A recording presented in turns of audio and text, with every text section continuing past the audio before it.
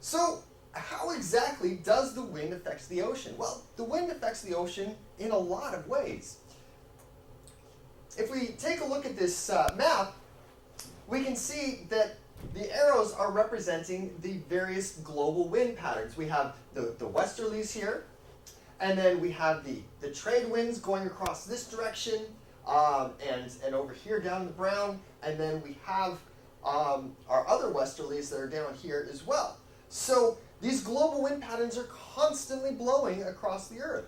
And it's actually this wind that causes the ocean waves. If you've ever been to the beach, see those waves, that's caused by the wind blowing across the surface of the ocean.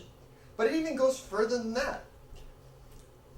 So just like we see here, our ocean currents, if we move our cursor over that, we can see now that these orange and yellow arrows are the wind patterns, those global winds. And those wind patterns have an effect on these ocean currents. And those ocean currents are constantly moving too, much like the air above them.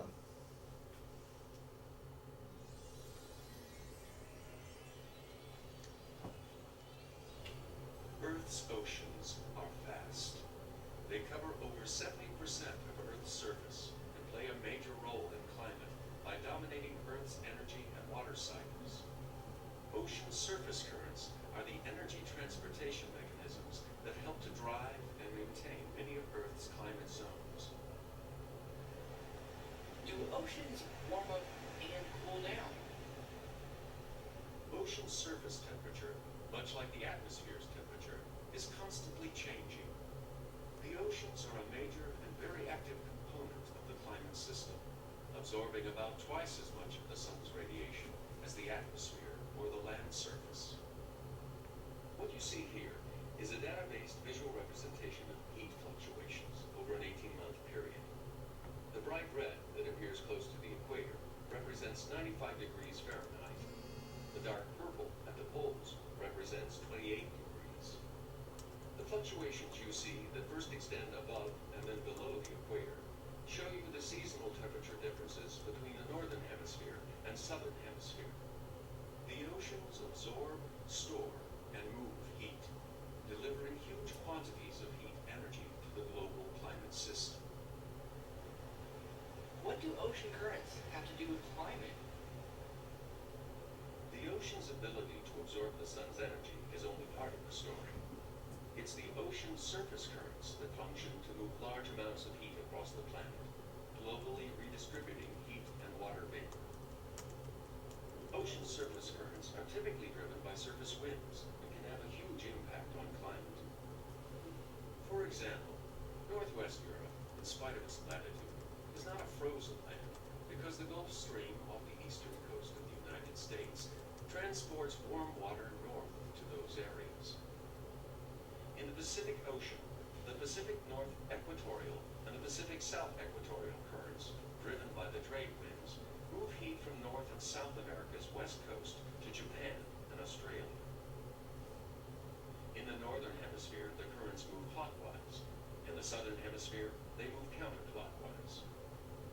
In between the two westbound Pacific currents is the returning Pacific Equatorial countercurrent that heads for the Central American west coast. These ocean current loops keep heated water moving into colder regions and return cooler water to the tropics. Do ocean currents make different climates in different parts of the world? The cycling of water by ocean currents produces different climates in different parts of the world. One example of the effect of ocean surface currents on climate can be found in the Hawaiian Islands. Here the climate is cooler than usual for a tropical latitude. This is due to the cooling effect of the California current, returning from the North Equatorial current, which runs north from Asia. Another example is the west coast of North America, where the California current produces San Francisco's temperate climate and characteristic coastal fog. This globe view shows you all the major surface currents in the world.